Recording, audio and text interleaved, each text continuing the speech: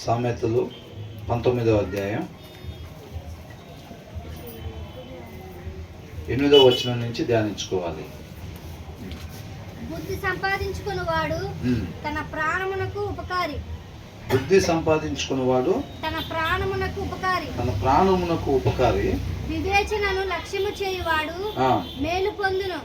వివేచనను లక్ష్యం చేసేవాడు ఏం పొందుతాడంట? మేలు పొందుకుంటాడు అని చెప్పి చెప్తా ఉన్నారు అన్నమాట.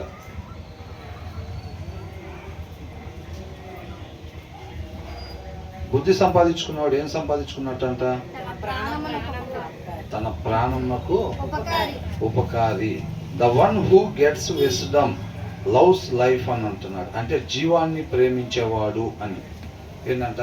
ఎవరైతే జ్ఞానాన్ని ప్రేమిస్తారో వాళ్ళు దేన్ని ప్రేమిస్తున్నారంట? జీవాన్ని. వారిని వారు ప్రేమించుకుంటున్నట్టు అనమాట. Whoever gets sense loves his own soul అని అంటున్నాడు. అర్థమవుతుందండి? అంటే వాక్యం చదివితే నువ్వు వాక్యం చదువు అని అంటే మనం వాక్యం చదవటం వల్ల ఎవరికో మేలు కలిగిద్ది అనేది కాదు. కానీ ఏదైనా దేవుడు ఏదో సంతోషపడతాడని కాదు మనం వాక్యం చదవాల్సింది. దేని కొరకు చదవాలంట? ఎవరికి మేలు కలిగిద్దంట? నువ్వు జ్ఞానాన్ని ప్రేమించటం అంటే నువ్వు నీ జీవాన్ని నువ్వు ప్రేమించుకుంటున్నట్టు అనమాట. అర్థమవుతుందండి? అంటే ఇప్పుడు జ్ఞానాన్ని మనం ప్రేమించట్లేదు అనుకోండి, అంటే వాక్యం చదవాలనే దాని మీద ఇష్టపడకపోతుంటే, ఇష్టం రావట్లేకపోతుంటే మన తండ్రితో పాటు యుగాలు ఉండటం దాని మీద అంత ఇష్టం కనపరచట్లేదని అర్థం. అర్థమవుతుందండి? మన ఆత్మనంతా మనం ప్రేమించుకున్న వారం అవుతాం. హూ ఎవర్ గెట్స్ సెన్స్ అంటే జ్ఞానము వివేకాలు ఎవరైతే ప్రేమించి దాన్ని పొందుకోవాలని చెప్పి ఆకలి కొని ఆయన ఆశ్రయించేవారుగా ఉంటారో వారిని దేనికోసం చూస్తున్నారంటే లవ్స్ హిస్ ఓన్ సోల్ అని అంటున్నాడు. వారి యొక్క సొంత ఆత్మను ప్రేమించేవారుగా ఉంటున్నారు. ఆ ఆత్మ నశించిపోకూడదు, నా ఆత్మ నశించిపోకూడదు అని ఎందరైతే అనుకుంటా ఉంటారో వారందరూ కూడానంట ఆ జ్ఞానాన్ని ఆ వివేకాన్ని ప్రేమించేవారుగా ఉంటారు. అర్థమవుతుందండి? వాక్య సారాంశాన్ని ప్రేమించటం అంటే వారి యొక్క ఆత్మను వారు ప్రేమించుకుంటున్నట్టు అనమాట. వాక్యం చదవటం మీద పెద్ద ఇంట్రెస్ట్ కలగట్లేదు అనుకోండి, అంటే ఏంటి దాని అర్థం? ఒకవేళ ఎత్తబడితే ఎత్తబడతాం, లేకపోతే విడవబడి చేసేది ఏముంది? ఇంకా ప్లేస్ ఉంది. ఎవరన్నా నెలకు ఒక అధ్యాయం చదివిన వాళ్ళని కూడా ఎక్కించండి అని అంటే మనల్ని కూడా మేకల మీద ఎక్కిస్తారు. లేదు ఫిలప్ అయిపోయిందంటే మనం చేసేదేమీ లేదు అని. అంటే అంతగా ఆకలిగా ఉన్న వారంగా లేము అని, అంతగా దప్పికొన్న వారంగా మనం లేవు అని అన్నమాట. మన ఆత్మ నశించిపోకూడదు, తండ్రితో పాటు యుగాలు ఉండాలి అంటే ఉన్నా పర్వాలేదు లేకపోయినా పర్వాలేదా? అలా అనుకునే వాళ్ళు ఎవరు ఉన్నారా? చేయొద్దండి. తండ్రితో పాటు యుగాలు ఉన్నా పర్వాలేదండి మా ఆత్మ, ఒకవేళ లేకపోయినా పర్వాలేదు అనేవాళ్ళు ఉన్నారా? కంపల్సరీగా తండ్రితో పాటు ఉండాల్సిందేనా? అలాంటి వాళ్ళు ఎంతమంది ఉన్నారు? తండ్రితో పాటు కంపల్సరీగా ఉండాల్సిందే. మరి కంపల్సరీగా ఉండాలి అని అంటే ఆ జ్ఞాన వివేకాలు మనకి కావాలంట. అది లేకుండా అక్కడికి వెళ్తానికి అసాధ్యం, వెళ్ళటం కుదరదు. మనం ఏం చేస్తామనంటే అంటే వాక్యం చదవకుండా ఆ సారాంశాన్ని పొందుకోకుండా దాని ప్రకారంగా అనుసరించకుండా మనం కానీ తండ్రితో పాటు మాత్రం ఏ వివేకాలు ఉండాలండి. వాక్యం మాత్రం చదువుతానికి కొంచెం ఇబ్బంది మాకు, అయితే తండ్రితో పాటు మాత్రం ఉండాలి అని అనుకుంటారు. అవన్నీ కూడా సోమరి ఆశలు లాంటివి అనమాట. అవి జరగవు. కాబట్టి మనం ఒకవేళ మనం తండ్రితో పాటు యుగాలు ఉండటానికి ఎంత పర్సంటేజ్ ఛాన్స్ ఉంది అని అంటే క్లియర్గా అర్థమైపోతుంది మనకి. ఇక్కడ వాక్య సారాంశం మీద ఎంత పర్సంటేజ్ ఇష్టం ఉంది. వాక్యం చదవాలి, అదే నన్ను నిత్య జీవానికి నడిపించేది. దాంట్లోనే వివేకం ఉంది, దాంట్లోనే జ్ఞానం ఉంది. వాక్యం చదవాలని మనకి ఎంత పర్సంటేజ్ ఆశ ఉందో అంత పర్సంటేజ్ మన తండ్రితో పాటు ఉండటానికి ఛాన్స్ ఉందని అర్థం. అర్థమైందా? మనకు ఒకవేళ 30% మనకి ఆకలిగా ఉంటున్నాం అనుకోండి, 30% దప్పికొన్న వాళ్ళలాగా ఉంటున్నాం అనుకోండి వాక్య సారాంశం కోసం, మన 30% తండ్రితో పాటు ఉండటానికి ఛాన్స్ ఉంది. అర్థమవుతుందా? ఇది లేకుండా అది లేదు. అదే అంటున్నాడు, హూ ఎవర్ గెట్స్ సెన్స్ అని అంటున్నాడు, గెట్స్ విజ్డమ్ అని అంటున్నాడు, లవ్స్ హిస్ ఓన్ సోల్ అని అంటున్నాడు. ఎంత పర్సంటేజ్ మనకి వాక్యం మీద ఇష్టం కలుగుతుందో అంత పర్సంటేజే తండ్రితో పాటు మనం ఉండటానికి అవకాశం ఉంది. ఒకవేళ 80% ఉంది బ్రదర్, 80% ఉంది, నాకు వాక్య సారాంశం కావాలి, ఆ దప్పిగొన్న తత్వం 80% ఉంది నాలో, 95% ఉంది, లేదు 40% ఉంది అని అనుకోండి, మనం అక్కడ ఉండటానికి 40% ఛాన్సెస్ ఉన్నాయి. జడ్సన్ అర్థమవుతుందా? లేదు 95% మనకు ఉందనుకోండి, ఆ దప్పిగొన్న తత్వం, ఆ ఆకలిగా ఉన్న తత్వం మనకి 95% ఉందనుకోండి, అప్పుడు 95% మనకి తండ్రితో పాటు ఉండటానికి ఛాన్సెస్ ఉన్నాయి. అట్లా ఇది 30% ఉండి అది 80% ఉండదు. అర్థమవుతుందండి? ఎందుకంటే మనం ఇక్కడ ఎంత ఆకలిగా ఉంటామో ఆయన అంతే ఆశ్రయిస్తాం. ఆకలి వేస్తుందా కానీ ఒక 4 బేషన్లు భోజనం పెట్టిందంటారా? ఏమంటారు? అందుకని కొంతమంది ఏమంటారు, 2 ఇడ్లీలను 2 వడ చాలు అని అంటారు. అంటే అంత ఆకలి వేస్తుందని. అవునా కదా? 2 ఇడ్లీలు 2 వడ చాలు, ఆకలి వేస్తుంది కానీ 4 బేషన్లు భోజనం పెట్టిందంటారా? ఆకలిని బట్టే తీసుకునేది కూడా. అవునా కదా? దేవుణ్ణి మనం ఎంత ఆశ్రయిస్తాము అని అంటే, ఎంత ఆకలిగా ఉంటే మనం అంత ఆశ్రయిస్తాం అన్నమాట. ఆకలి పెద్దగా లేదనుకోండి, ఆయన ఏం పెద్దగా ఆశ్రయించం. అంతసేపు పెద్ద మోకాళ్ళు ఏమి ఏ బుద్ధి అవ్వదు, అంత అవసరమే ఉందలే అని అనిపించింది. అంతగా ఆయన పాదాల చెంత చేరం అన్నమాట. మనం ఎంతసేపు ఆయన పాదాల చెంత చేరి వాక్యం చదువుతున్నామో మనకు అంత పర్సంటేజే ఆకలి ఉందని అర్థం. వారానికి ఒక్కసారి కూడా మన వాక్యం దగ్గరికి మనకి వెళ్ళబుద్ధి అవ్వట్లేదు అని అంటే మన లోపల ఆకలి అంతే ఉంది. ఎంత ఆకలి ఉందని వారానికి ఒక్కసారి వాక్యం చదువుతా, ఆకలి ఎంత ఉందని అంటే 98% ఉందని అంటే వాళ్ళు అబద్ధికులు. ఎవరంట? అబద్ధికులు. నీకు నిజంగా 98% ఉంటే నువ్వు అక్కడే ఉంటావు 98%. అక్కడికేమో వారానికి ఒకసారో 10 రోజులకు ఒకసారో వాక్యం దగ్గరికి వెళ్తాం. బైబుల్ తీసేది 10 రోజులకు ఒకసారి. ఎంతగా ఆకలిగా ఉన్నావు అని అంటే ఏం చెబుతాం? 99% ఆకలిగా ఉన్నా నేను వాక్య సారాంశం కోసం అని అంటాం. అది ఎవరైనా ఆపారా? ఎవరు ఆపరు. బైబుల్ మనకి దగ్గరలోనే ఉండిద్ది, కానీ దాని జోలి మాత్రం పాము. దాన్ని అక్కడే పెట్టి మన ఇల్లంతా తిరుగుతూ ఉంటాం. అడిగితే ఏం చెబుతాం? 100% ఆకలిగా ఉన్నాం బ్రదర్. వాక్య సారాంశం సత్యం, ఆ సత్యం మనం స్వతంత్రం చేసిద్ది, ఆ సత్యం లేకుండా మనం నిత్య జీవంలోకి వెళ్ళలేం అని చెబుతాం. అది నిజంగా అంతరంగంలో ఎంత పర్సంటేజ్ ఆకలి ఉంటే మనం అంత పర్సంటేజ్ ఆయన ఆశ్రయిస్తాం ఎప్పుడైనా. అర్థమవుతుందండి?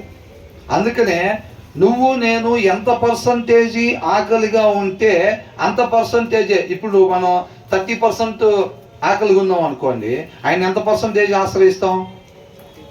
30% ఆశ్రయిస్తాం. ఆయన ఎంత పర్సంటేజ్ తృప్తిపరుస్తాడు? 30% తృప్తిపరుస్తాడు అన్నమాట. అర్థమవుతుందా? అనంటే మరి ఇప్పుడు 30% దాంతో మనం తండ్రితో పాటు యుగాలు ఉండటానికి ఎంత పర్సంటేజ్ ఛాన్స్ ఉంది? 30% ఛాన్స్ ఉందన్నమాట.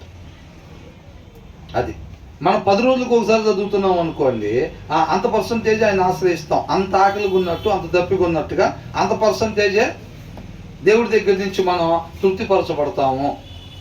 అంత పర్సంటేజే. అవునా? దప్పిగా ఉన్న వారిలాగా ఉండాలి అని అంటున్నాడు, ఆకలిగా ఉన్న వారిలాగా ఉండాలని అంటున్నాడు. ఆయనకి అంతరంగం కనపడుతూ ఉండిద్ది దేవుడికి. అవునా? ఎంత పర్సంటేజ్ ఆకలిగా ఉన్నామో మనం, ఎంత పర్సంటేజ్ దప్పిగా ఉన్న వారిలాగా ఉన్నామో ఆయనకి క్లియర్గా కనిపిస్తూ ఉండిద్ది. ఆ పర్సంటేజ్ని బట్టి వారికి ఇవ్వండి అని అంటాడు. అవునా? నటనా జీవితం పైన ఆయన ఉండేదో చెప్తాడా? తీసుకుంటాడా? లోపల ఆకలి చూస్తే 15% ఉండి బయటికి మాత్రం 100% ఆకలిగా ఉన్నామండి అని చెప్పంగానే బయట పక్కన వాళ్ళు తీసుకున్నట్టుగా దేవుడు తీసుకుంటాడా? తీసుకోడు. అర్థమవుతుందా? మనల్ని మనం మోసం చేసుకోకూడదు. రేపు మనం ఆయనతో పాటు యుగాలు ఉండటానికి ఎంత పర్సంటేజ్ ఛాన్స్ ఉంది అని అంటే, నాకు వాక్యం మీద ఎంత పర్సంటేజ్ ఇష్టం కలుగుతుంది. వాక్యం చదవాలి, అది చదవాలి. నేను అది చదవకపోతే ఏమీ చేయలేను, నా అంతటికి నేను ఏమీ చేయలేను. చేయగలిగింది వాక్యమై ఉన్న దేవుడే. ఆ విషయాన్ని తెలిసి మనం ఎంత పర్సంటేజ్ దాన్ని మన హృదయంలో పెట్టుకుందామని చూస్తున్నాము, ఎంత ఆసక్తి మనకి కలుగుతుంది అంత పర్సంటేజే ఛాన్స్ ఉన్నట్టుగా జాగ్రత్తగా గుర్తుపెట్టుకోండి. ఎంత పర్సంటేజ్ మనకి ఆకలి అవుతుంది, ఆకలిగా ఉంటున్నామో, ఎంత పర్సంటేజ్ దప్పిగా ఉంటున్నాం అంత పర్సంటేజే ఛాన్స్ ఉంది. అంతే తప్ప మన ఊరికి మనం 100% అని అనుకొని వారానికి ఒకసారి నెలకు ఒకసారి బైబిల్ తీస్తుంటే మనకి అంత పర్సంటేజే ఉన్నట్టుగా అర్థమవుతుందండి. మనకు వాళ్ళు చెప్పేది వీళ్ళు చెప్పేది చిలక దగ్గరికి వెళ్ళి ఎంత పర్సంటేజ్ ఉందో చెప్పండి నా లోపల, అవన్నీ ఏమీ ఉండవు. ఎవరికి వాళ్ళకి అర్థమైపోయింది. నీ 3 రోజులు అయితేనా కానీ వాక్యం చదవాలన్న ఆలోచన నీకు కలగట్లేదు. ఆత్మకు ఆహారం అవసరం. నిత్యం శరీరానికి ఆత్మకి పోరాటం జరుగుతూ ఉండిద్ది. శరీరానికి మాత్రం నేను ఆహారం పెడుతున్నాను, ఆత్మకు ఆహారం పెట్టట్లేదంటే ఆత్మ బలహీనంగా ఉండిద్ది. చెప్పచ్చు పెదాలతో. ఆ పరిస్థితిలో ఉన్నప్పుడు పరిస్థితిని ఎదుర్కోవాలంటే బలం సరిపోదు అన్నమాట. అర్థమవుతుందండి. లోపల ఆత్మకి ఆహారం లేకపోతే, ఆత్మ బలంగా లేకపోతే పరిస్థితిని ఎదుర్కోవటానికి బలము సరిపోదు. అనుకుంటాం నిలబడాలని, కానీ ఆ పరిస్థితి ఎదురైనప్పుడు పడిపోతాం. అనుకుంటాం అబద్ధాలు ఆడకూడదని, కానీ ఆడేస్తాం. అనుకుంటాం సీరియల్ చూడకూడదని, పక్కింట్లో నుంచి అది వినపడగానే ఏమైంది, ఆటోమేటిక్గా రిమోట్ చూడకూడదు సీరియల్ పెట్టకూడదు అని అనుకుంటూనే ఉంటాం. ఆటోమేటిక్గా ఇంకా రిమోట్ కాడికి వెళ్ళిపోయి తీసుకొని, ఎందుకని వాళ్ళని అడగండి సీరియల్ చూద్దాం అనుకుంటున్నారు అంటే చూడకూడదని అనుకుంటున్నా అంటాడు. ఆటోమేటిక్గా కానీ ఆ నెంబర్ నొక్కేస్తారు, పెట్టేసి చూడటం జరిగిపోతూ ఉంటుంది. ఎందుకని బలం సరిపోవట్లేదు వాళ్ళకి. అవునా? తెలుసు చూడకూడదని, అది అసత్యం అని, అది నరకానికి తీసుకెళ్ళిద్దని, అయినా సరే ఏంటి బలము సరిపోవట్లా. అనుకుంటున్నారు చూడకూడదని, కానీ ఆ రీతిగా ఉండాలంటే ఆత్మకు బలం కావాలి.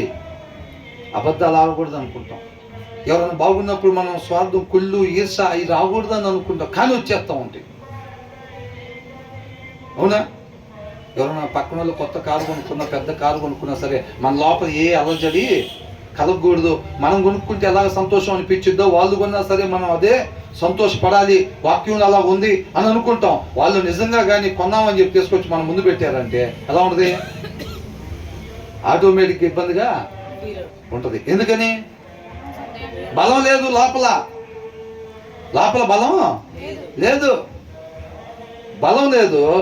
ఎవరన్నా తాను ఉన్నా సరే నేనేం కుళ్ళుకోకూడదు, నేనేం ఈర్షపడకూడదు, నేనేం వాళ్ళని ద్వేషించకూడదు, నాకన్నా బాగున్నారని అని అనుకుంటాం.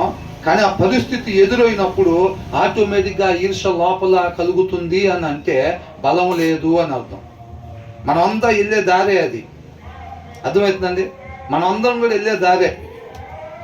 అవును, వాక్యంలో ఎలాగుంది. పక్కన వాళ్ళు ₹1,00,00,000 చీర కట్టుకున్నా సరే దేవుడు మనకు ఒక ₹1,000 చాలని అనుకున్నప్పుడు అంతవరకు ఇచ్చాడు. అవసరం అయితే మనకు ₹1,000 చాలనుకుంటే అంతవరకు ఇచ్చాడు.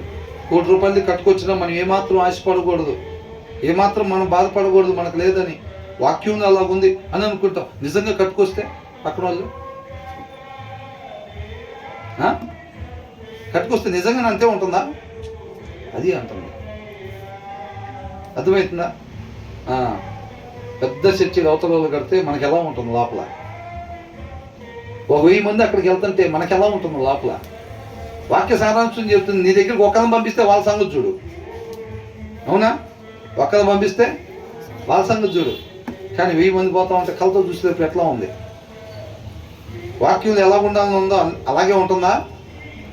ప్రతి పరిస్థితుల్లో అలా ఉండాలి అని అంటే దానికి బలం కావాలి. నీలో నాలో సరిపడా ఆత్మీయ బలం ఉన్నప్పుడు వాక్యంలో ఎలాగుండమని చెప్తున్నారో, పక్కన స్థితి ఏ రీతిగా ఉన్నా సరే నీలో నాలో ఈర్ష కలగకూడదు అని వాక్యం చెప్తుంటే మనకి సరిపడా బలం ఉందనుకోండి, నిజంగా పరిస్థితి పక్కన అలా ఉన్నా సరే మనలో ఏ లోపం, ఏ ఈర్ష కలగదు. కానీ ఆత్మకు బలం లేకుండా జస్ట్ అనుకుంటున్నాం అనుకోండి, మనం జనరల్గా అడుగుతూ ఉంటాం, అబద్ధాలు ఆడకూడదు ఎంతమంది అనుకుంటున్నారు అని అంటే చేస్తాం. టీవీ సీరియల్ చూడకూడదు ఎంతమంది అనుకుంటున్నారు అంటే చేస్తాం. అన్నీ అలా చెప్తాం. అవునా? ఎందుకంటే వాక్యం అలా ఉంది. చూద్దాం అనుకుంటున్నానండి అని చెప్తారు ఎవరన్నా. ఎవరు పట్టినా కానీ చూడకూడదు అనుకుంటున్నామని అంటారు. కానీ చూసేవాళ్ళు అవునా కదా. కాబట్టి ఇలాంటివి ఉంటాయి అన్నమాట. మనకి ఆ బలం కావాలి అని అంటే, ఆ పరిస్థితుల్లో నిలబడాలి అని అంటే, ఆ పరిస్థితి దావీదు ముందుకు వచ్చినప్పుడు నిలబడలేకపోయాడు. వాక్యంలో ఒక మాట రాస్తుంది, నువ్వు కనికరం చూపకుండా అని రాస్తుంది. కనికరం లేకుండా వాళ్ళ దగ్గర ప్రవర్తించావు అని ఉంది. కనికరం ఎక్కడి నుంచి రావాలి? వాక్యమై ఉన్న దేవునిలో నుంచి వచ్చే గుణలక్షణం అది. దావీదు దగ్గర అది లేదు అని స్పష్టంగా రాస్తుంది దాంట్లో. అర్థమైందండి? కనికరం ఎందుకు లేదు? కనికరానికి ఆపోజిట్గా ఉండేది తన హృదయంలో నుంచి ఎందుకు వచ్చింది? చీకటి హృదయంగా ఉంది అప్పుడు. అవునా? వాక్యమైన దేవుడు తన హృదయంలో ఉంటే ఖచ్చితంగా కనికరం అనే లక్షణమే తనలో నుంచి బయటికి వచ్చి ఉండేది అన్నమాట. లేదు కాబట్టి పరిస్థితిలో నిలబడలేకపోయాడు. అవునా? యేసేపు ఎలా నిలబడ్డాడు? ఆ పరిస్థితుల్లోకి వెళ్ళినప్పుడు, ఆ పరిస్థితి ముందర ఉన్నప్పుడు తనకి బలం ఎలా సరిపోయింది? అవునా? వాక్యం చదివిస్తూ ఉంది ఏ రీతిగా ఉండాలని. ఆత్మ బలంగా ఉంది కాబట్టి వాక్యం ఏ రీతిగా ఉండాలని చెప్పారో అదే రీతిగా తను ఉండగలిగాడు అనమాట. బలం ఉంది, ఆత్మీయ బలం ఉంది. జీడిపప్పులు తినరా బలం? పిల్లోడికి అది వేసి పెట్టు బలం. జొన్న రొట్టెలు చేయలేదా ఇవాళ? పిల్లోడికి బలం కదా, పిల్లకి బలం కదా. ఏది శారీరక బలం గురించి పొద్దు నుంచి సాయంత్రం నాకు భార్య భర్తలు ఇద్దరు కలిసి ఆలోచిస్తూ ఉంటారు. ఆత్మీయ బలం సంగతి ఏంటి పిల్లలకి? పోనీ మనకి టిఫిన్లో అది ఉండకూడదు, ఇది ఉండకూడదు, అన్ని ఆరోగ్యకరమైన భోజనంలో వెజిటేబుల్స్ ఉండాలి, ఈవినింగ్ డిన్నర్లో ఇది ఉండాలి. ఏది శరీరానికి. మరి ఆత్మ పరిస్థితి ఏంటి? ఇది తింటే గుండెకి మంచిది, ఇది తింటే కంటికి మంచిది, ఇది తింటే పంటికి మంచిది. ఆత్మ పరిస్థితి ఏంటి? మాట్లాడుకుంటున్నారా అసలు ఎవరైనా భార్య భర్తలో? పిల్లోడు యవ్వన కాలంలో ఉన్నాడు, ఈ బుక్ చదివితే మంచిది, బైబిల్లో ఈ పుస్తకం చదివితే పిల్లోడికి మంచిది, దాన్ని 2-3 సార్లు చదివించాలి మనం. అసలు ఆ మాట ఎక్కడ ఉన్నాయా? అసలు మాట్లాడుకోవాల్సినవి అయ్యి కదా. నువ్వు జీడిపప్పు పెట్టినా టైం వచ్చినప్పుడు బయలుదేరాల్సిందే. అవుతారా? ఏం లేదు, స్పాట్ 10 ఉందనుకోండి, ఎక్కడ దుబాయ్ నుంచి ఖర్జూరాలు తీసుకొచ్చి పెట్టినా కానీ 10 గంటలకల్లా బయలుదేరే ఖర్జూరాలు ఏమో ఆపలేవు. అవునా కదా? కాబట్టి అది ఎట్లాగో జరిగిపోయింది, మనకెందుకు దాంతో. కాబట్టి మనం చేయాల్సిన పని ఆత్మకి ఆహారము. నీ ఆత్మకి పొద్దు టిఫిన్ తీసుకున్నావా? నేను తీసుకున్నాదా లేదా? ఇంటి యజమానుడు ఏం చేయాలి? ఆత్మకి టిఫిన్ పెట్టామా లేదా? తను ప్రేమించే భార్య టిఫిన్ తీసుకున్నావా? ఆత్మకి టిఫిన్ పెట్టావా? పిల్లలు టిఫిన్ చేశారా? ఏది? ఆత్మకి. అర్థమవుతుందా? బలాన్ని పొందుకున్నారా? దేవుడి పాదాల చెంత లేకుండానే ప్రేయర్ చేసుకున్నారా పిల్లలు? అవి చెక్ చేసుకోవాలి. తర్వాత ఆటోమేటిక్ 8-8:30కి ఏదో ఒక టిఫిన్ శరీరానికి వెళ్ళిపోయింది. అంటే తినదని ఎక్కడ లేదండి బైబిల్లో. కావాల్సిన చక్కగా చేసుకొని తినొచ్చు. కాకపోతే దీనికన్నా అది ప్రాముఖ్యం. దీని ముందు వచ్చిన వాళ్ళు మనం చూసాం ఒక మాట ఏమని, అనారోగ్యం వచ్చినా పర్వాలేదు ఆత్మ భరించిద్దిలే, కానీ ఆత్మ అనారోగ్యంగా ఉంటే దాన్ని భరించేది ఎవరని రాస్తుంది. అవునా కదా? అంటే దాని అర్థం ఏంటి? శరీరం ప్రాముఖ్యం అది ఆత్మ ప్రాముఖ్యం అన్నమాట. దాన్ని జాగ్రత్తగా చూసుకోవాలి. అనారోగ్యం వచ్చిన పెద్ద ప్రాబ్లం లేదు. అర్థమవుతుందండి? ఒకవేళ నీ ఆత్మీయతను దెబ్బతీసేటట్టుగా నీ 2 చేతుల్లో ఒక చెయ్యి ఉంటే ఆ చెయ్యినేమంటున్నాడు? తీసేసేయి. అది పెద్ద ప్రాముఖ్యం కాదు. నువ్వు పునరుద్ధానుడే లేచేటప్పుడు నీకు 2 చేతులతో లేపుస్తావు మళ్ళీ. అవునా? నీకు ఒక చెయ్యి లేకుండా ఇక్కడ దాకా తీసేసి ఆ ఎముకలు ఎక్కడ పడేసారో తెలియపోయి నువ్వు ఒంటి చేతితో అసలు ఈ చేతికి ఎముకలే లేకుండా చేయి తీసేసినోడికి ఎముకలు ఎలా ఆడుతూ ఉంటాయా? అసలు ఎముకలు కూడా ఉండవుగా. ఇక్కడ దాకా కట్ చేసేస్తారు, ఎముకలు తీసేస్తారు. అయినా బాక్సులు పెట్టేటప్పుడు అలాగే పెట్టేస్తారు. లేచేటప్పుడు ఎట్లా లేస్తారు? 2 చేతులతో. తెలివి గల్లవాడిగా ఉండు, జ్ఞాన వివేకాలు కలిగి ఉండు. ఆడి కోసం చూడబాక. నువ్వు మంచి ఆరోగ్యకరంగా ఎముకలతో 2 చేతులతో పెట్టబడినా సరే వాక్యానుసారం ఉండలేదు అనుకోండి, ఏమైంది? ఫ్రై కామనే. నువ్వు ఆర్గానిక్ ఫుడ్ పెట్టినా శరీరాన్ని చూసి ముడుచుకొని ఏమి రంగు, ఏమి రుచి, ఏమి చెక్కదనం, ఎక్కడి నుంచి వచ్చింది, ఎవరికి లేనిది ఇది, మేము వేరు మా ఫ్యామిలీ వేరు అని అనుకుంటే వాటన్నిటికీ ఫ్రై తప్పదు. ఫెయిర్ అండ్ లవ్లీ రాసినా ఏం రాసినా కానీ ఫ్రై తప్పదు. ఏం లేదు, ఇప్పుడు మసాలాలు రాస్తారు చూసారా, అట్లా రాసుకున్నట్టే మనం. అవునా కదా? రేపు అంతిమంగా అక్కడికే చేరుకునేది ఇవన్నీ. కాబట్టి సత్యమే కాదా ఇది? సత్యం ఇది. కాబట్టి తెలియగలవాడు ఏం చేస్తాడండి, విలువైన నేర్చుకుంటాడు. ఇప్పుడు 2000 రూపాయల నోటు పడింది, 5 రూపాయల నోటు పడింది అనుకోండి, తెలివైన వాడు ఏం చేస్తాడు, గబక్కన 5 రూపాయల నోటు తీసి జోలో పెట్టుకుంటాడా? 2000 నోటు తీసి జోలో పెట్టుకుంటాడు. వాడిని ఏమంటారు, తెలియగలవాడు అనుకుంటాడు. అదే 5 రూపాయలు పెట్టుకున్నాడు అనుకో, వాడిని ఏం చెప్తాం, ఎవడు రాయుడు, ఎక్కడి నుంచి వచ్చాడు రాయుడు అసలు అనుకుంటారు. అనుకుంటారో లేదా? మనం కూడా శరీరానికి కావాల్సిన అన్ని చూసుకొని ఆత్మ సంగతి వదిలిపెడతా ఉంటాం. నాకు తెలిసి అయితే ఒక 5% ఉండిద్దాం ఆత్మ సంగతి, ఒక 5%. అవునా? పిల్లలకి ఏం చేయాలి తెలియక ఖాళీగా ఉండి బోరు కొడుతుంది అనుకోండి, ఇంకా డాడీ బోరు కొడుతుంది, డాడీ బోరు కొడుతుంది అని అంటున్నారు పిల్లలు. ఏయ్ బోరు కొడితే వెళ్ళి బైబిల్ చదువుకో కొంచెంసేపు.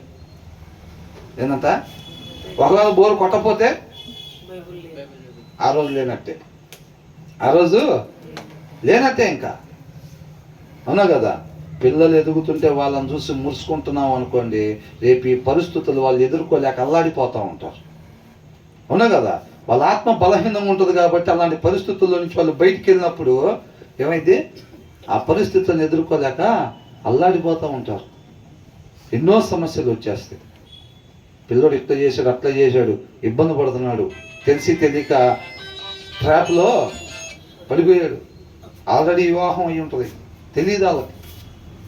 తెలిసి తెలియక పిల్లోడు అక్కడ పడిపోతాడు. అట్లాంటి వాటిల్లో చాలా ఇబ్బంది పడుతూ ఉంటాడు. ఆ రోజు మనం అల్లాడిపోతూ ఉంటాం. పిల్లోడి పరిస్థితి ఏమాత్రం బాగలేదు అసలు, ఒక సమస్యలు ఇరుక్కుపోయాడు, దాంట్లో నుంచి అల్లాడిపోతున్నాడు అనుకుంటాం. అవునా కదా? ఇట్లాంటివన్నీ ఉంటాయి. కాబట్టి మనం ఆత్మకు ప్రాధాన్యత ఇచ్చే వారంగా ఉండాలి. అది ఎంత పర్సంటేజ్ అయితే అంత పర్సంటేజే. కాబట్టి అమ్మో నా ఆత్మ నేను జాగ్రత్త కాపాడుకుంటున్నా, కానీ వాక్యం మాత్రం చదవటం లేదు అని అంటే ఆ లవదికులు అన్నట్టు అనమాట. జ్ఞానాన్ని నువ్వు ప్రేమించినట్లయితే గనక నీ ఆత్మను నువ్వు ప్రేమిస్తున్నట్టుగా. జ్ఞానాన్ని ప్రేమించడానికి ఇష్టపడకపోతే నీ ఆత్మ నువ్వు ప్రేమించట్లేదు. ప్రేమిస్తున్నానని చెప్పి మనం మోసం చేసుకుంటాం. అర్థమవుతుందండి? వాక్య సారాంశాన్ని మనం ఎంత ప్రేమిస్తుంటే మన ఆత్మను మనం అంతా ప్రేమిస్తున్నట్టు రేపు తండ్రితో పాటు ఉండటానికి అంత పర్సంటేజే ఛాన్సు ఉన్నది. కాబట్టి చెక్ చేసుకోవాలి జాగ్రత్తగా. Whoever gets sense loves his own soul, he who keeps understanding will discover good అని అంటున్నాడు. వాళ్ళు మేలు పొందుకుంటారు అంటున్నాడు. ఎవరంటే మేలు పొందుకునేది? 1000 కార్డుల మీద, వాగ్దాన కార్డు మీద మీరు అందరూ మేలు పొందుకుంటారని అందరికీ ఏమైనా అందరూ పొందుకుంటారంట. ఏంటంటే ఏముంది, వివేకమును అంట, వివేచన లక్ష్యము చేయువాడు మాత్రమే మేలు పొందుకుంటాడంట. రోజు ఫెలోషిప్కి వెళ్తా 3 ఆరాధనలు ఉండి వివేకం సంగతి వదిలిపెడుతున్నాడు అనుకోండి, ఆయన ఏం పొందుకుంటాడు? మేలు పొందుకోడు. వివేచన లక్ష్యం పెట్ట, ప్రభావం మేలు దయచే, మేలు దయచే, మేలే పొందుకోవాలి నాయన, నువ్వు మేలు మాత్రమే చేసేవాడు కాబట్టి నేను మేలే, ఆయన మేలు మాత్రమే చేసేవాడే. మన వివేచన లక్ష్యం పెట్టినా పెట్టపోయినా ఆయన మాత్రం మేలే చేసేవాడు. కానీ మనం లక్ష్యం పెట్టలేదు అనుకోండి, ఆ మేలు మనకి ఎలిజిబిలిటీ కాదు. అర్థమవుతుందండి? మనకు అర్హత లేనట్టు అనమాట. ఆయన మేలు చేస్తాడు, ఆయన ఎలిజిబుల్ ఇయటానికి, మేలు చేయటానికి, దాన్ని పొందుకోవటానికి మనకు అర్హత లేదని అర్థం అనమాట. వివేచన మన లక్ష్యం పెట్టకపోతే ఆయనగా తెలుసుకోవటం అంటే అది. అర్థమవుతుందండి? నేను దావీదు పాపం చేసిన తర్వాత నాతోను మాట్లాడుతుంటే, దేవుడు మాటగా నాతోను దావీదుతో మాట్లాడుతుంటే, అస్సలు దేవుడు దావీదును డీల్ చేస్తున్నాడా, అసలు అపవాదిని డీల్ చేస్తున్నాడా అన్నట్టు అనిపించింది నాకు. అపవాది చెప్పిన మాట ఎన్నడు, ఎంత శత్రువుని అసలు ఎట్లాగా జడ్జిమెంట్ ఇస్తాడో దేవుడు, జడ్జిమెంట్ ఎలాగిస్తాడో, దావీదుని అట్లాగా మాట్లాడుతుంటే అసలు ఏంటి, తన హృదయానుసారుడైన దావీదుతో నిన్న దేవుడు ఇట్లా మాట్లాడుతుంది, అసలు అట్టెట్టు మాట్లాడుతున్నాడు అని అనిపించింది. ఉండాల్సిన రీతిగా లేకపోతే ఎదురు నుంచుంది అపవాదైనా, దావీదైనా, నువ్వైనా, నేనైనా ఒకటేలాగా ఉండిద్దంతే వర్షం. అంతే తప్ప ఆయన పక్షపాతం చూపించేవాడు కాదు. ఏమన్నాడు? నువ్వు తప్పు చేసావు గనుక నీకు పుట్టే కుమారుడు చనిపోతాడని అన్నాడు. అప్పుడు ఈయన ఏం చేశాడు? ఇంత ఉపవాసం అన్నాడు. 7 వారాలు ఉన్నాడా? 3 ఆరాధనలకు ఉన్నాడా? చేస్తే దేవుడు వదిలిపెట్టాడా? ఉపవాసం ఉండి ఏడ్చాడంట. ఉపవాసం ఉండి ఏడిస్తే దేవుడు ఏం చేశాడు? చక్కగా పిల్లోడిని తీసేశాడు. ఎప్పుడు ఉండాలి ఉపవాసం? ఎప్పుడు ఏడవాలి? ఆ పరిస్థితుల్లోకి పోక ముందు ఉపవాసం ఉండాలి. ఆ పరిస్థితుల్లోకి పోక ముందు ఏడవాలి. ప్రభువా, నేను అలాగ పడిపోయేవాడికి ఎప్పుడు ఉండకూడదు నాయన అని చెప్పి ఏడవాలి. మనం శరీరం ఆ స్థితిలోకి, ఆత్మ బలహీనంగా ఉండి శరీరం బలంగా ఉండి శరీరాన్ని అనుసరించేటట్టుగా ఉండకుండా దాన్ని నలగొట్టుకొని ఉపవాసం ఉండాలి. అవునా కదా? ఎప్పుడు ఉన్నాడు ఉపవాసం? పాపం చేసేసి మొత్తం అయిపోయిన తర్వాత అప్పుడు ఉపవాసం ఉండి ఏడ్చాడంట. కాబట్టి అలాంటి స్థితిలోకి వెళ్ళకూడదని చెప్పి శరీరం ఒకవేళ ఆత్మను మించినట్టుగా, అంటే మనకు ఉండకూడిన ఆలోచనలు వస్తున్నాయా, ఇమ్మీడియట్గా మన శరీరాన్ని లోపరుచుకోవాలి. అంటే ఆత్మ బలహీనంగా ఉంది అర్థం. మనకు అది అర్థమవుతుందా? మనకి రాగోడిని ఆలోచనలు వస్తున్నాయా, రాగోడిని తలంపులు వస్తున్నాయా, రాగోడిని కోరికలు వస్తున్నాయా అంటే అర్థం ఏంటంటే శరీరం బలంగా ఉంది, ఆత్మ బలహీనంగా ఉంది అని అర్థం. ఇమ్మీడియట్గా మనం చేయాల్సిన పని ఏంటంటే దీనికి ఒక పూట ఫుడ్ తగ్గించాలి, దానికి ఒక పూట ఎక్స్ట్రా ఫుడ్ పెట్టాలంతే. ఆత్మకి ఆహారం పెట్టాలి బలంగా, ఆ పూట దీనికి తిండి తగ్గించాలి. తగ్గించినప్పుడు ఏమైంది? నీ తలంపులు ఆత్మీయంగా ఉంటాయి, నీ ఆలోచనలు ఆత్మీయంగా ఉంటాయి, నీ కోరికలు ఆత్మీయంగా ఉంటాయి అన్నమాట. అట్లా కాకుండా పరిస్థితి తేడాగా ఉంటుంది, ఆలోచనలు తేడాగా వస్తాయి అన్నా సరే, అయినా దీనికి మటన్ దమ్ బిర్యానీ తీసుకొచ్చి పెట్టి ఆ పూట కూడా వాక్యం చదువుకుంటున్నాం అనుకోండి, ఏమైంది? అది ఆలోచనల వరకు ఆగదు. ఏమైంది? 4 అడుగులు ముందుకి పోయిద్ది అంతే. తీసుకురండి ఇంటికాడకు అంటారు. అవునా? లేపేయండి అలా ఆయన అంటారు. అన్నారా లేదా? ఇవన్నీ ఏంది?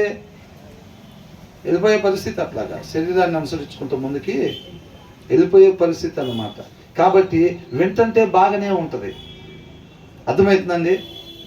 ఏముందండి, భార్య భర్తలు ఇద్దరు గొడవైనప్పుడు మనం తగ్గిపోవటమే. మనం కాముకుంటే అది ఆగిపోయిద్ది. చెప్పేది ఎలా ఉంది? ఎంత సింపుల్గా ఉంది. అవునా? వింటంటే ఎలాగుంది, ఎంత సింపుల్గా ఉంది. నిజంగా ఆ పరిస్థితుల్లో మనం నిలబడి ఉంటే అవతల ఆయన ఎదురుగా నిలబడి నువ్వు దేనికి పనికిరావు, నిన్ను అనవసరంగా చేసుకున్న దండగా నిన్ను అసలు అని ఎదురుగా అన్నప్పుడు చెప్పినంత సింపుల్గా ఎన్నంత సింపుల్గా తగ్గిపోతామా? లోపల బ్లడ్ బాయిల్ అయిపోతూ ఉంటుంది, వేడి నీళ్ళు మసిలినట్టుగా మసిలిపోతూ ఉండిద్ది అంతే. ఏదో ఒకటి చేయాల్సిందే. ఇప్పుడు మనం తగ్గటానికి వీలు లేదు అన్నట్టుండి వ్యవహారం. నేను చెబుతుంటే చెప్పేవాడికి నాకు బాగానే ఉంటుంది, వినే వాళ్ళకి మీకు కూడా. పక్కన వాళ్ళు అడిగారు అనుకో, ఏం చేయాలంట అక్క, ఇప్పుడు ఏం లేదు, నేను ఏం చేయాలి, తగ్గిపోతానంట, టైంలో ఏం లేదు, ఇంకా తగ్గిపోతే మళ్ళీ మామూలుగానే కలిసి ఉంటారంట అంటారు. అంత లైట్గా ఉండదు అక్కడ. పరిస్థితి ఎదురైనప్పుడు ఆ పరిస్థితి ఉన్నప్పుడు, ఆ పరిస్థితిలో మనం ఉన్నప్పుడు చాలా భయంకరంగా ఉంటుంది. దానికి బలం లేకపోతే పని అవ్వదు. అర్థమవుతుందండి? మన క్రైస్తవులు అయినంత మాత్రం. అందుకే చూడండి, చర్చిలో కూడా చాలా జరుగుతూ ఉంటాయి. చర్చిలకు వస్తూనే ఉంటారు, పాటలు పాడుతూనే ఉంటారు, ప్రార్థన చేస్తూనే ఉంటారు, ఆత్మ మాత్రం బలహీనంగా ఉండిద్ది. చాలా జరుగుతాయి అట్లా కూడా. అవునా కదా? కాబట్టి మన వల్ల అయ్యే పని ఏమీ కాదు.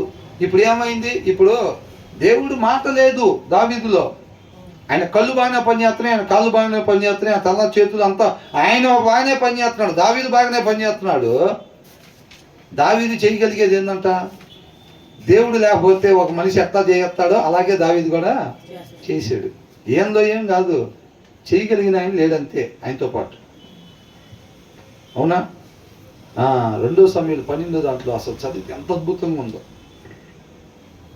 ఎంత అద్భుతంగా ఉందో. ఇజ్రాయెల్ మీద నిన్ను రాజుగా నేను చేసి, సౌలు నుంచి నిన్ను నేను తప్పించి, తనకున్న స్త్రీలను నేను నీకు ఇచ్చి, ఇవన్నీ అంటుంటే అసలు దావీదు ఏం చేశాడు? మనం దావీదు గురించి ఈ రకంగా చెప్పుకుంటున్నాం. ఇజ్రాయెల్ మీద రాజు ఈయన కాదు అయ్యింది, ఈయన దేవుడు కూర్చోబెట్టాను అంటున్నాడు అక్కడ.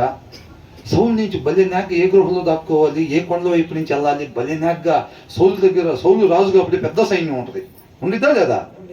అంత సైన్యానికి ఈయన తప్పించుకున్నాడంటే మామూలు తెలియగలవాడు కాదు అసలు దావీదు అని అనుకోవటానికి. ఏ గృహంలో దాక్కోవాలి, ఎలా ఉండాలి, సౌలు అట్టు వచ్చినప్పుడు నేను వెనకాల ఉంటాం, ఆయన చెంగు కట్ చేసుకుని వెళ్ళి అక్కడి నుంచి ఇదంతా దావీదు చేశాడా?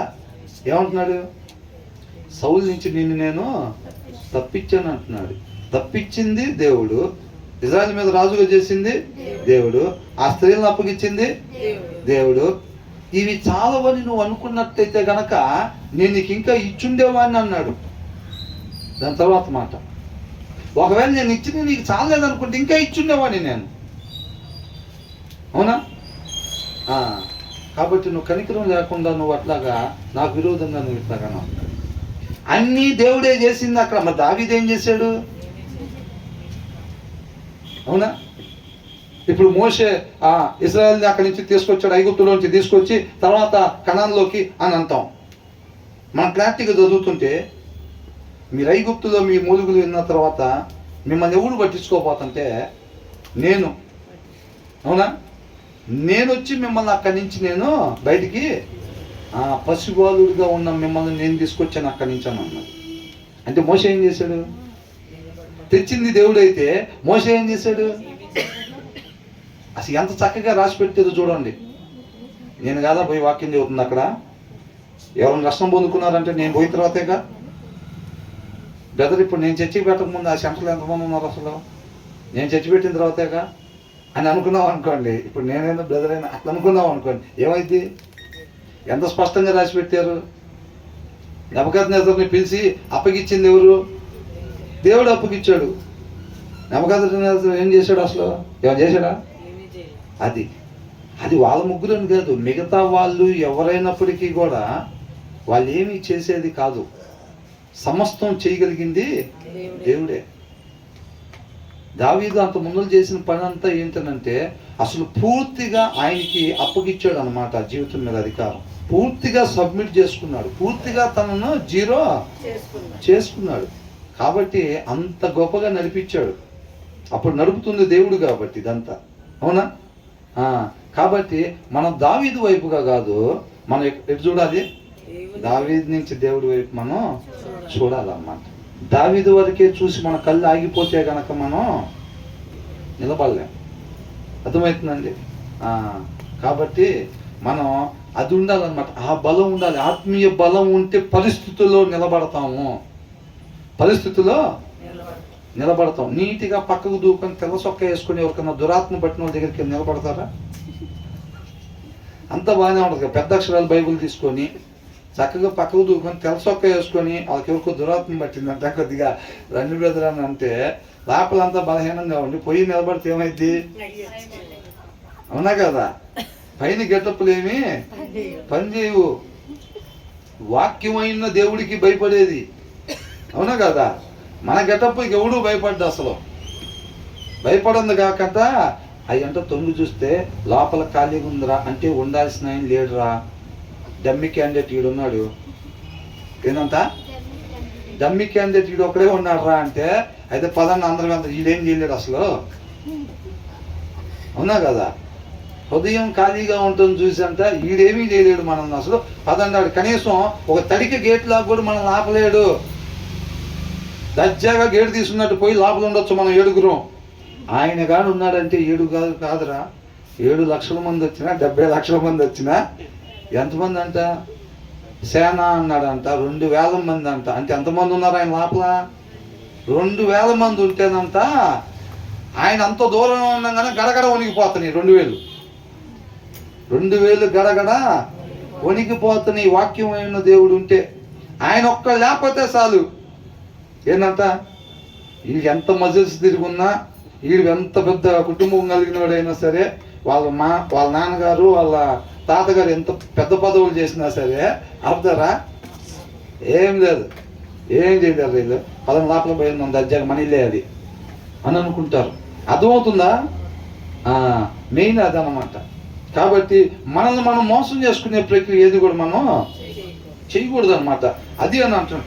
ఎవరైతే ఆ వివేచనని ఏం చేయాలంట, లక్ష్యము చేస్తారో వాళ్ళకి మాత్రమే మేలు పొందును. కలుగుద్ది అని అంటున్నాడు. అర్థమవుతుందండి?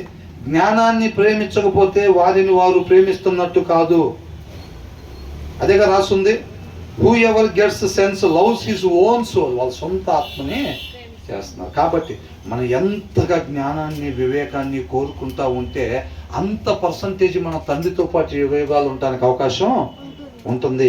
నేను ఎంత పర్సంటేజ్ నిజంగా అసలు అలాంటి పరిస్థితుల్లో, దావీదు ఉన్న పరిస్థితుల్లో, యోసేపు ఉన్న పరిస్థితుల్లో నేను కానీ ఒకవేళ ఉండాల్సి వస్తే ఎప్పుడైనా నేను ఎంత పర్సంటేజ్ నేను నిలబడతా, ఎంత పర్సంటేజ్ ఎస్కేప్ అయిపోతా అంటే, నీకు నాకు ఎంత పర్సంటేజ్ ఆకలి ఉందో, జ్ఞానం మీద ఎంత పర్సంటేజ్ ఇష్టం ఉందో అంత పర్సంటేజే నిలబడతాం అంతే.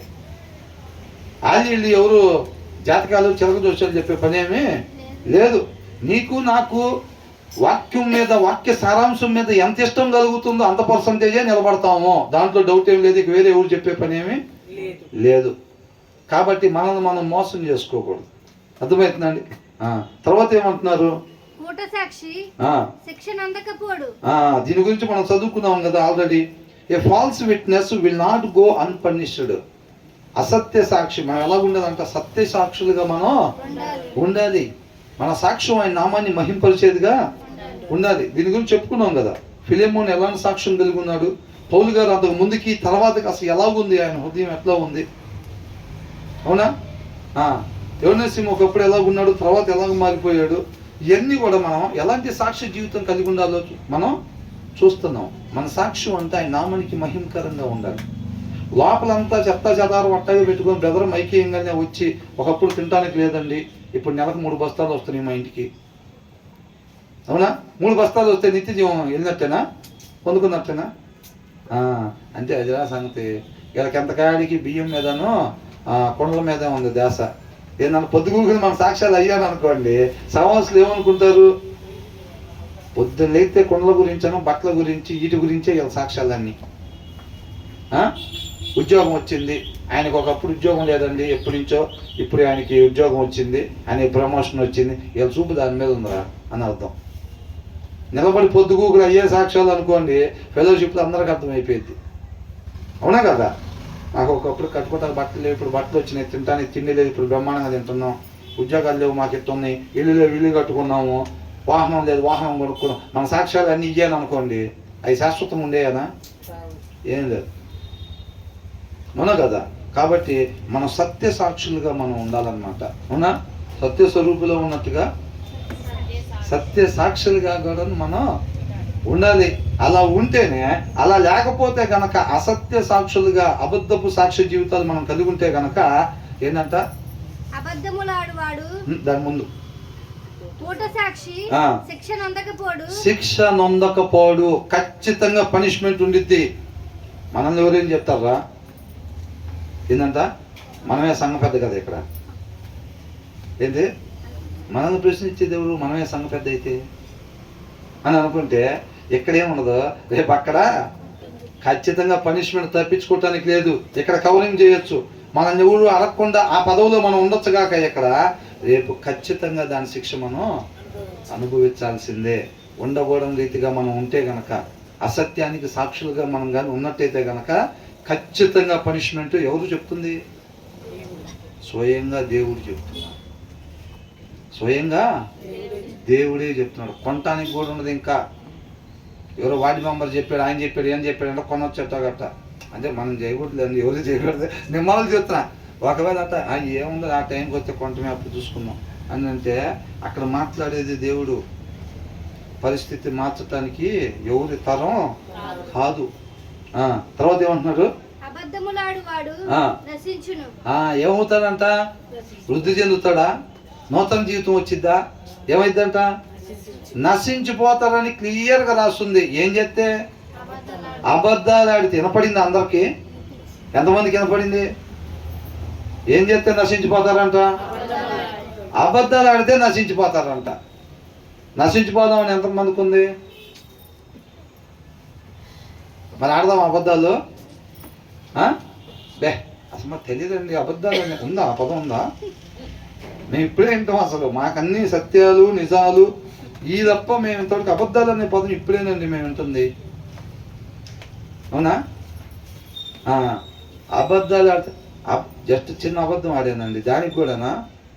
సార్ ఏం లేదండి, రేపు అక్కడ నుంచోమని ఏదన్నా రిక్వెస్ట్ చేసుకోండి సార్, కొద్దిగా మేము ఎనమల కుదిరోళ్ళం అండి, సార్ బాగా తెలుసు అంటే అవన్నీ సార్ బాగా తెలుసు మేము. అది కూడా అన్నారు, ఏమన్నారు? అది ఇష్టం వచ్చినట్టుండి దేవుని వదిలిపెట్టి ప్రభువా మేము ఇజ్రాయేలీలు, నువ్వు మమ్మల్ని తెచ్చావు ఐగుప్తు నుంచి అంటున్నారు దేవుడి దగ్గర. అన్నారా లేదా? క్లియర్గా ఉంది అవన్నీ. మేము నిన్ను ఎరిగిన వారమే ప్రభువా అని అంటున్నారు. దేవుడు ఏమన్నాడు? మీ చేతులు చూడండి ఎట్లున్నాయి అసలు అంటున్నాడు. మీ చేతులు చూడండి ఎట్లున్నాయి అంటున్నాడు. ప్రభా పసిపిల్లడు అప్పుడు తెచ్చానన్నావు కదా, నన్నే ప్రభా తెచ్చిన గుర్తుపట్టలేదా? కొద్ది పెద్దయ్యా. నీ శాస్త్రం చూస్తే అర్థమవుతుంది నువ్వు పెద్దయ్యావా ఏమయ్యావా, అంతేనా కదా? అది ఇజ్రాయేలుని ఎవరికి వాళ్ళకి వీళ్ళకి అప్పగిస్తుంది. ఎవరు అప్పగిస్తున్నారు? దేవుడే అప్పగిస్తున్నాడు. దేవుడు కాకుండా వాళ్ళని ఎవరు ఏం చేయలేరు. అర్థమవుతుందండి? దేవుడే అప్పగిస్తున్నాడు. కాబట్టి మేము ప్రభువా పలానా ఆ రోజు ఏం పని చేయవు అక్కడ, ఆయనగా ఎరగాలన్నమాట మనం. ఎందుకంటే వీటికి బాగా అలవాటు పడి ఉంటాం మనం ఈ లోకంలో. ఇట్లాంటివన్నీ చేసి బతకటం, అట్లాంటి జీవిత విధానానికి అలవాటు పడి ఉంటారు. రేపు అక్కడ కూడా ఇట్లాగే ఉంటుందేమో అని అనుకుంటే ఏముండదు అసలు. ఇట్లాగా ఈ వ్యవహారం ఏమి ఉండదు. రేపు అక్కడ ఎలా ఉంటుందో మనకి దీన్ని చదువుతుంటే, ఈయన దేవుడు ఇలా ఉంటాడా, ఈయన వ్యక్తిత్వం ఇలా ఉంటుందా, రేపు ఆయనతో పాటు యుగాలు ఉండాలంటే ఇలా ఉండాలా వాళ్ళు, ఈ రీతిగా ఉండాలి అని చదువుతుంటే మనకు అర్థమవుతూ ఉండిద్ది అన్నమాట.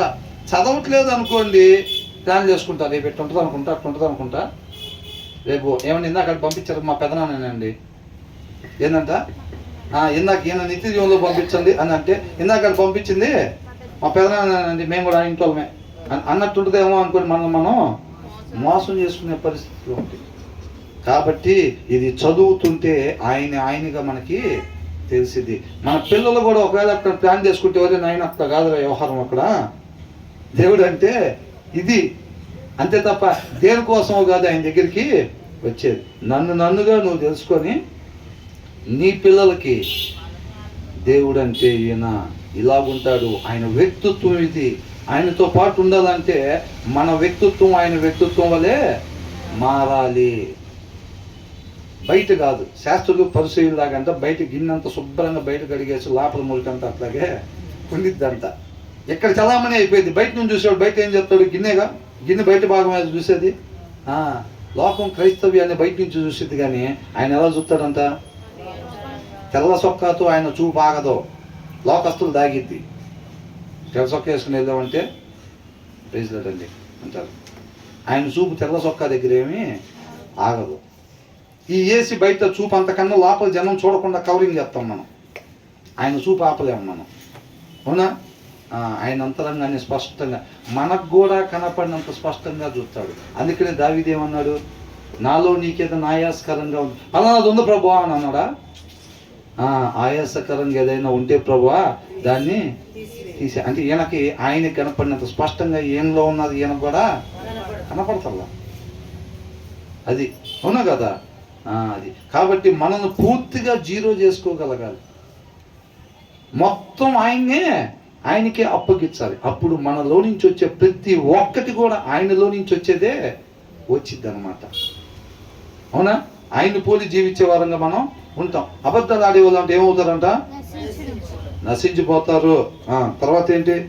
వాస్తవానికి ఇవాళ కొంచెం ముందే స్టార్ట్ అయ్యాము, మరి అప్పుడే ఆవిలెంతలు అవి ఇవి పడుకునేదాకా పరిస్థితి వెళ్ళిపోతుంది. బ్రదర్ మీరు ఆమెన్ అంటే ఇంకెక్కడ వాళ్ళు అక్కడ నిలబడి పొద్దున ఇటు నుంచి డ్యూటీలకి, ఇటు నుంచి డ్యూటీ ఇళ్ళకారం కూడా వెళ్ళామండి, ఇటు నుంచి వెళ్ళిపోతామండి మేము డ్యూటీ కానీ. అవునా?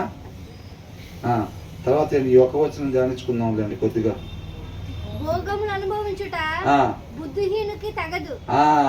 ఏంటంట? తర్వాత ఏముంది? రాజులను ఏలుట అంట దాసునికి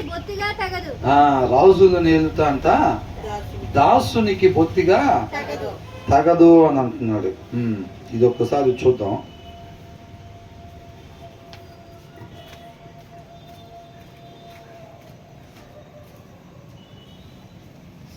it is not fitting for a fool. Fool అంటే ఎవరు?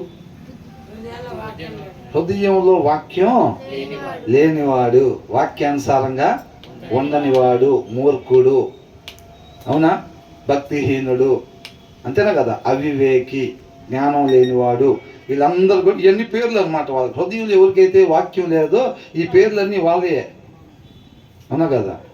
వాళ్ళంట వాళ్ళకి ఏం తగదంటున్నాడు, సుఖముగా ఉండటము తగదు.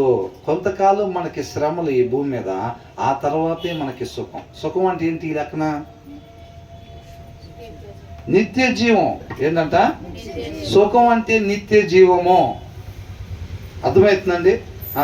కాబట్టి ఈ మూర్ఖుడికి ఏమి తగదంట, ఈ వాక్యం చదవనోడికి ఏమి తగదంట, ఈ అవివేకికి ఏమి తగదంట, నిత్య జీవం తగదు. 10 రోజులైనా చదవబుద్ధి అవ్వట్లేదు ఏందో వాక్యం. మరి అంటే అక్కడ సీట్ కన్ఫర్మ్ అవుతుందని. ఎక్కడ? అది అర్థమవుతుందా? ఒళ్ళు వేడిగా ఉందండి ఏంటో అంటే ఏం చేస్తారు, బాబు జ్వరం వచ్చిందని అంటే ఇక్కడ వేడుకున్నాను బాబు, అదే దానికి సింటం, జ్వరం వచ్చింది నీకు అని. ఏదో 10 రోజులు అయితే వాక్యం చదవబుద్ధి అవ్వట్లేదు అసలు ఏంటో అని అంటే సీటు కన్ఫర్మ్ అవుతుందని అక్కడ అర్థం, అదేనా? కాబట్టి it is not fitting for A, fitting అని అంటే పర్ఫెక్ట్గా సెట్ అవ్వటం, ఆ ప్లేస్కి అర్హుడు అన్నట్టుగా అనమాట.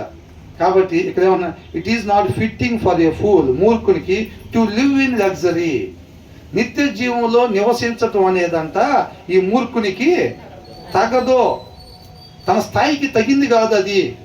నిత్య జీవంలో ఉండాలంటే ఒక స్థాయి ఉండాలి, వాళ్ళు నీతిమంతులై ఉండాలి, దేవుని పిల్లలై ఉండాలి. అర్థమవుతుందండి? వాళ్ళకి నిత్య జీవం అన్నమాట. ఈ మూర్ఖునికి ఆ స్థాయి తగదు, ఇవ్వకూడదు అనమాట. అర్థమవుతుందండి? అక్కడ అన్యాయం జరిగిద్దా తీర్పులో? అసలు ఉండదు. అధర్మం, అన్యాయం ఏం అక్కడ ఉండదు. అంటే ఈ వచనం బట్టి మనకి ఏమర్థమవుతుంది, అవివేకికి, అజ్ఞానికి, భక్తిహీనుడికి నిత్య జీవము ఖచ్చితంగా 100% లేదు. అవునా? అంతేనా కదా? అదే చెప్తున్నాడు. It is not fitting for a fool to live in luxury, how much worse for a slave to rule over princess అని అంటున్నాడు. అంటే ఒక దాసుడు రాజకుమారుల మీద పరిపాలన చేస్తాడా? అయితే ఆ పని అసలు అవ్వదు. కాబట్టి ఆయన చేతులతో మనం నిర్మించుకున్నాడు కదా, మన కోసం ప్రాణం పెట్టాడు కదా. ఒక లెంపకాయ, ఒక ముట్టికాయ ఇచ్చి తీసుకెళ్తాడేమో లేదు నిత్య జీవంలోకి అని అనుకుంటే మనం మోసం చేసుకున్నట్టే. ఆయన చేతులతో మనల్ని నిర్మించుకున్నాడు, మన కోసం ప్రాణం పెట్టాడు. వాస్తవం అది 100%. అర్థమవుతుందండి? దాన్ని మనం ఉపయోగించుకోవాలి. నేనే మార్గము, సత్యము, జీవము. ఆయన కుమారుని మన రక్షకుడిగా, అందరూ మరణానికి గురై ఉంటే రక్షణకి మనకు రక్షకుడిగా మనల్ని పంపించాడు. వాక్యం ఉందా లేదా? వాక్యమే దేవుడై ఉన్నాడు కదా, ఇచ్చాడు. కానీ మనం దాన్ని తాడు పట్టుకొని పైకి ఎక్కడం చేతకాల, మనం ఉపయోగించుకోవాలి. బావిలో పడ్డాం, ఆజ్ఞ అతిక్రమణ చేసి బావిలో పడ్డాము. ఆయన కుమారుణ్ణి తాడుగా లోపలికి వేసాడు. తాడు మన పక్కనే అలాడుతుంది. అంటే మన అలమారులో బైబిల్ పెట్టి ఉంచుతాం కదా మనం, అంత దూరంలో తాడు ఏలాడుతుంది. అయినా మనం ఆ తాడు పట్టుకొని పైకి ఎక్కలేదు. అదే అన్నమాట అర్థం. అర్థమవుతుందా లేదా? ఇవాళ వాక్యం బైబిల్ అందరికి అందుబాటులో ఉందా లేదా? ఇవాళ ఫ్రీగా ఇస్తున్నా సరే తీసుకొచ్చి, ఇదివరకు రోజులు కాదు. ఇవాళ బైబిల్ పంచి పెడతామని ఎవరన్నా వస్తే మా దగ్గరే 4 ఉన్నాయి, తీసుకుని బైబిల్ పంచుతున్నారంట. అన్న ఇంట్లో 6 ఉన్నాయి అన్న. ఏమంటారు? 6 ఉన్నాయి అన్న, 4 ఉన్నాయి అన్న, 7 ఉన్నాయి అన్న.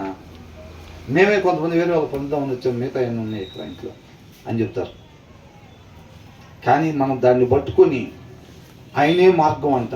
ఆయనే మార్గము అంటే ఒక్కొక్క వచనాన్ని అనుసరించటం, ఏ రీతిగా ఉండమంటున్నారో ఆ రీతిగా. అంటే అబద్ధాలు ఆడితే నశించిపోతారు అని అంటే మనం ఎప్పుడు కూడా అబద్ధాలు ఆడకుండా ఉండాలని మనం ఆశపడి ఆయన ఆశ్రయిస్తే అబద్ధాలు ఆడకుండా ఉంచుతాడు. అప్పుడు ఆ తాడు ఒక చేయి తీసి ఒక చేయి ఇట్లాగా పట్టుకున్నట్టుగా.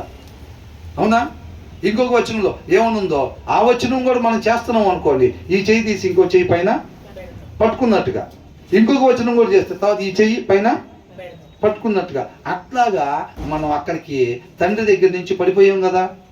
ఆ స్థానానికి తండ్రి దగ్గరికి మనం చేరుకుంటాం. ఆయన కుమారుడు ద్వారా, ఒక్కొక్క వచనం ద్వారా వాక్య సారాంశం సత్యం.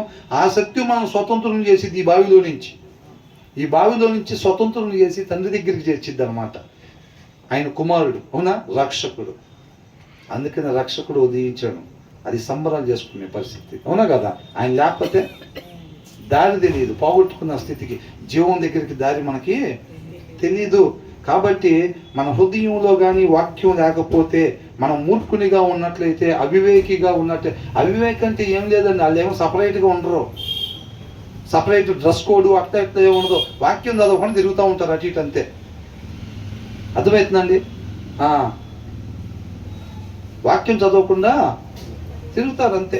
హృదయంలో వాక్యం ఉండదు, వాక్యం చదవరు, మిగతా పనులన్నీ యాస్టీస్గా జరుగుతూనే ఉంటాయి. వాళ్ళు అవివేకి అని అంటున్నారు. అలా నువ్వు నేను ఉంటే మనమే అవివేకులు అని అర్థం అనమాట. మనకి నిత్య జీవం తగదు అని అంటున్నాడు. అంటే దాంట్లో డౌటే లేదు. మనం అవివేకిగా కానీ ఉన్నట్లయితే కనుక, మనం వివేకులుగా ఉన్నట్లయితే, జ్ఞానవంతులుగా ఉన్నట్లయితే, భక్తి గల వారుగా మనం ఉన్నట్లయితే ఖచ్చితంగా నిత్య జీవం మనకే. దేవుడు మనకి ఇచ్చిన వాగ్దానం అదే కదా, నిత్య జీవాన్ని. మీరు పోగొట్టుకొని మరణానికి గురై ఉన్నారు కదా, మీరు నిత్యము జీవించుండేటట్టుగా మీకు దారి తెలియని స్థితిలో ఉన్నారు. ఏ ఒక్కరు కూడా తీసుకురాలేరు ఈ భూమి మీద. అలాంటి పరిస్థితులు ఆయన వచ్చి ఏమన్నాడు, ఆశ కూడా లేని మనకి ఏం చేశాడు, ఆశని చిగురించేసి వాగ్దానం ఇచ్చాడు, నిత్య జీవం ఇస్తాను నేను మీకు. అర్థమన్నమాట. దాన్ని పట్టుకొని మనం దాని ప్రకారం ముందుకి వెళ్ళాలి. మన హృదయంలో వాక్యం నామకార్థంగా పోయి ప్రతిరోజు పోతారు చర్చికి. నన్ను కాకుండా ఎవరిని తీసుకెళ్తారు ఇంకా. మా చర్చిలో సంఘ పెద్దగా వచ్చి, మా చర్చిలో ఫస్ట్ పాట నాకే ఇస్తారు. ఏ పాట ఇస్తారంట, ఫస్ట్ పాటే. అంతకుముందు అపవాదికి కూడా ఆయన వర్షిప్ లీడర్, ఆయన, అవునా కదా, వర్షిప్ లీడరు. మరి చూడండి పరిస్థితి. నేను హృదయానుసారిని, మీరు తప్పు చేస్తే ప్రాబ్లం అయింది, కానీ నేను హృదయానుసారి నేను చేసిన ఏం కాదని దావీదు వదిలిపెట్టాడు. దావీదుని ఏమన్నా, నేను ఇంటి మొత్తంలో నమ్మకస్తుని, మీరు చేయబాకండి అని చెప్పి ఆ మిగతా జనానికి చెప్పి నేను చేసిన పర్లో చూసి చూడనట్టుకుంటాడు ఆయన అన్నాడా? ఏమనలేదు. ఒక చిన్న దాసుడు చేస్తే ఎలాగ ట్రీట్మెంట్ ఇస్తాడు దేవుడు, దావీదుకైనా, మోషేకైనా, సౌలుకైనా, ఎవరికైనా అదే ఉండిద్ది, అంతే. కాబట్టి మనం చాలా జాగ్రత్తగా ఉండాలన్నమాట. హృదయంలో వాక్యం లేకపోతే మాత్రం మనం నిలబడలేము.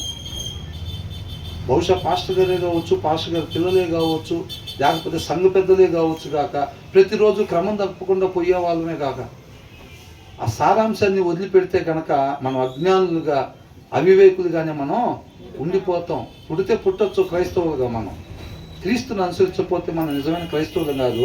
ఆ క్రైస్తవం అనే మతం ఏదైతే ఉందో ఆ మతంలో ఉన్నట్టు మనం. అర్థమవుతుందండి. లోకంలో క్రైస్తవం అనే మతం ఉందా లేదా? మనం ఆ మతంలో ఉన్నట్టే. కేవలం క్రీస్తుని అనుసరించకపోతే, క్రీస్తుని అనుసరించేటువంటి వాక్యాన్ని అనుసరించాలన్నమాట మనం. అర్థమవుతుందండి. వాక్యాన్ని అనుసరిస్తే నిజమైన క్రైస్తవులు తప్ప, లేకపోతే మనం ఆచార క్రైస్తవులమే. క్రైస్తవమైన మతంలో మనం ఉన్న వాళ్ళగా మాత్రమే మనం ఉండిపోతాం అన్నమాట. అసాధ్యం అన్నమాట. హృదయంలో వాక్యం లేకపోతే నిత్య జీవానికి వెళ్ళటం అసాధ్యం. అందుకని అంటున్నాడు, ఒక దాసుడు ఏమనుంది, రాజకుమారుల మీద తగదు, రాజులను ఏలుట బొత్తిగా. అంటే కొంత పర్సెంటేజ్ ఛాన్స్ ఉందన్నా, అసలు లేదు, జరగని పని అదని. అర్థమవుతుందండి. కాబట్టి చూసి మనం ఫెలోషిప్కి వస్తున్నాంలే, మనం ఇట్ట చేస్తున్నాంలే, మనం పలానా కదా, వాటిని పెట్టుకొని మనం ఏమన్నా రేపు రిజర్వేషన్ ప్రకారంగా ఏమన్నా వెళ్తామేమో అంటే మాత్రం పొరపాటే. ఆయనగా తెలుసుకోవాలన్నమాట ఖచ్చితంగా. కాబట్టి మన హృదయంలో సమృద్ధిగా వాక్యం ఉంటేనే మనం నిలబడగలుగుతాం. అపవాది నిత్యం ఏమాత్రం ఎంత ఎలుగుతున్న క్యాండిల్ అయినా సరే ఖచ్చితంగా చుట్టూ మనుషుల్ని పెడతాడు పడగొడతానికి. ఆరిపోయే క్యాండిల్ కాడ అపవాది ఊరిని పెట్టడు. అది ఆల్రెడీ ఆరిపోయాడు, మన పార్టీయే. బైబిల్లో పేరు పెట్టుకోవచ్చు కాక, క్రైస్తవంలో పుట్టచ్చు కాక, వాళ్ళలో వాక్యం లేకపోతే వాళ్ళతో పనేం లేదు అపవాదికి. ఎవరి హృదయంలో వాక్యం ఉందో, అవునా, ఎవరి హృదయంలో వాక్యం ఉందో వాళ్ళని ఆర్పటానికి నిత్యము ప్రయత్నం జరిగింది. ఎప్పుడుదా జరిగిద్దంట, నిత్యము జరుగుతూనే ఉండిద్దాను. వాకిట్లోనే ఉంటాడు. ఏమాత్రం యాదమరుచున్నామంటే జింక మీద పులి దూకినట్టే అల్లాడిపోతాం. ఎంత ఇబ్బంది లేకపోతే దావీదుకి చేతులు గాలిన తర్వాత ఉపవాసం ఉండి ఏడుస్తున్నాడు. మనం కూడా మిణుకు అనే దాకా ఉండి వాక్యం చదవకుండా ఆలోచనలు తలంపులు తేడాలు పడుతున్నాయి అంత దాకా మనం వాక్యం చదవకుండా ఎందుకుంటాం అవునా కదా? అనుభవించాల్సి వచ్చిందా లేదా దావీదు? అది పరిస్థితి చాలా దారుణంగా ఉండిద్ది అనమాట. నువ్వు రహస్యంగా చేసావు, జనం మొత్తం చూస్తా ఉండగానే పగలే నేను చెప్పింది నీకు చేస్తానన్నాను దేవుడు. అసలు మాటలు మాట్లాడుతుంటే ఇది దావీదుతోనేనా దేవుడు మాట్లాడుతుంది అనిపించింది. ఆ ప్లేస్లో ఒకవేళ అపవాదం ఉంటే కూడా అంతకాడికి ఏమైనా మాట్లాడతాడు దేవుడు? అంతే మాట్లాడేది ఆయన దేవుడు అంటే. అర్థమవుతుందండి? మనం లైన్లో ఉంటే అలాంటి బలమైన శక్తి కలిగిన దేవుడు మనకు తోడుగా ఉంటాడు. లైన్ తప్పేమంటే మాత్రం మన ఎదురుగా ఆయనే ఉంటాడు, మన వల్ల అవ్వదు. కాబట్టి మనం జాగ్రత్తగా దాన్ని గ్రహించుకొని మనం సమృద్ధిగా దేవుని వాక్యం నిత్యం కలిగి ఉండి ఆయన నామాన్ని గొప్పగా మహింపరిచేవారుగా మంచి మాదిరికరంగా ఉండేవారంగా ఉండాలి. దేవుడికే మహిమ కలిగి ఉండాలి.